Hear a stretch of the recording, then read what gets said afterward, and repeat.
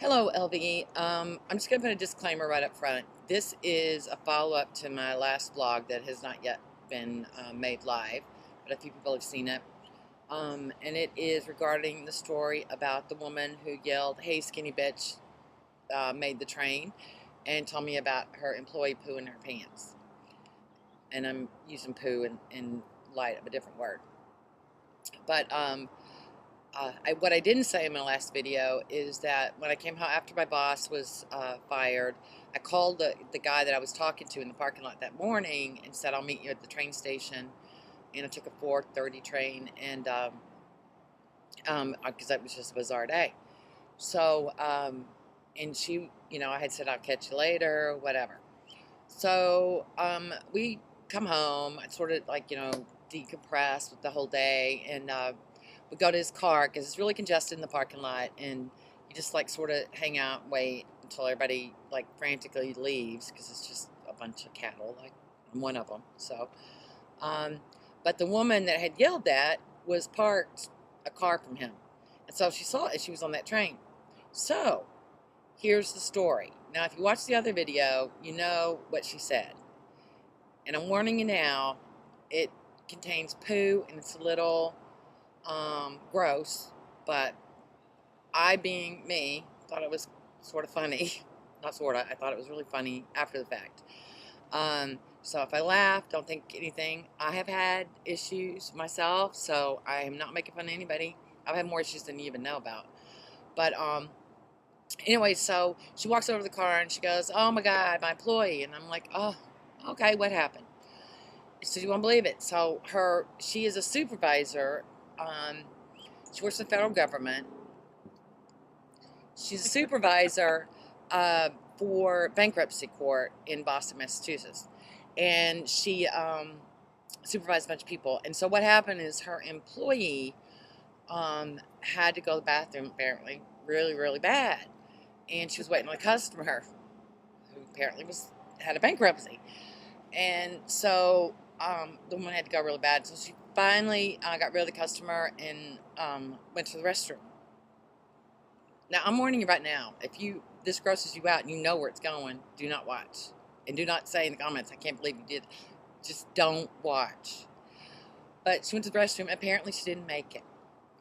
And so I don't know the exact timing, but I do know she didn't make it and she exploded. And it went all over the bathroom, all over her pants, all over the stall. But what I think makes it even and adds to my bizarre week is that it went on the person in the other stall. The other, now you've been in public bathroom, the other stall. So seriously, so the woman in the next stall was just totally freaked out.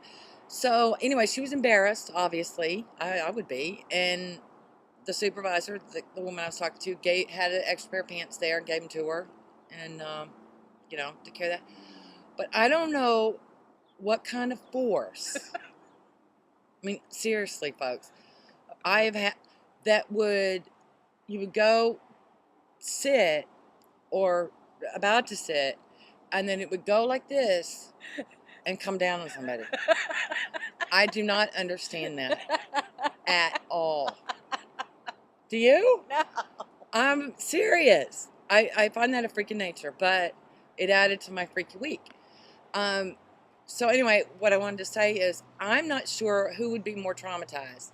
Is if you had to go to the bathroom really bad and you didn't make it, or if you're minding your own business, just sitting there, you took a phone call, you hung up, you went to the bathroom, you sat down, you took a pee, and poo flew over and touched you. You probably went like this and went, "What is that?" Oh my God. I mean, seriously, folks, that is gross. And I was told the story with my whole bizarre week. But I don't know.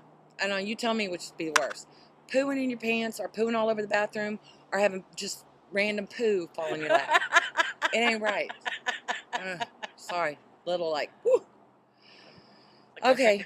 Which reminded me, Another story that I had to tell since I'm being all gross and jockish, and again, not for the kids, or maybe it is actually, is Silly Leslie.